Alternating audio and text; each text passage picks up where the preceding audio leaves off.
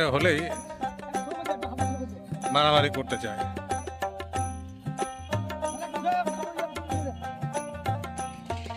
বিক্রি হবে এই ঘোড়া জোড়া।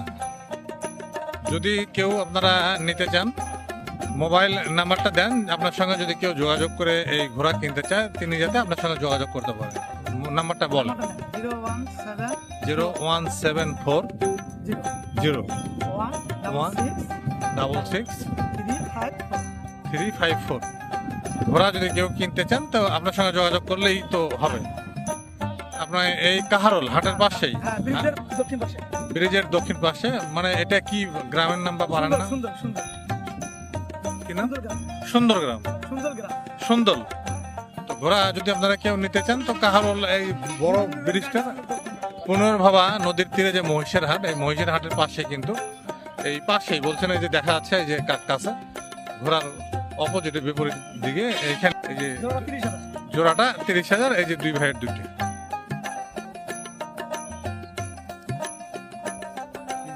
বয়সটা জানতে চাইছিলাম, মানে 2 বছর বলছিলেন। আচ্ছা, খাবার দাবারের ব্যাপারে একটু বলেন তো, এইভাবেই খায় নাকি? এই যে গরু যা খায় মানে গরু যা খায় তাই খায় গরু। আচ্ছা, একসময় এই ঘোড়া যুদ্ধে ব্যবহার হতো। এই উপমহাদেশে শুধু না, সারা পৃথিবীব্যাপী এই যুদ্ধের বাহন ছিল এবং যাতায়াতের প্রধান বাহন ছিল এই ঘোড়া। তো ঘোড়া দেখেন যে খাচ্ছে। মালামাল বহন করা হতো একসময়, ব্যবসায়ীরা ঘোড়ার পিঠে করে মালামাল বহন করত। শখ করে পালতে পারেন। এক সময় তো এগুলো মালামাল পরিবহনের কাজে ব্যবহার করা হতো। এর পিঠে মালামাল পরিবহন করা হতো, মানুষ যাতায়াত করত, যুদ্ধক্ষেত্রে ব্যবহার হতো, নানা কাজে, গাড়ি টানার কাজে ব্যবহার হতো, টমটম, ঘোড়ার গাড়ি এখনো অনেক জায়গায় আছে।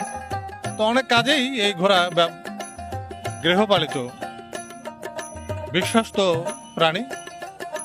আমরা বিভিন্ন সিনেমা নাটকে এই ঘোড়ার ব্যবহার কিন্তু দেখি।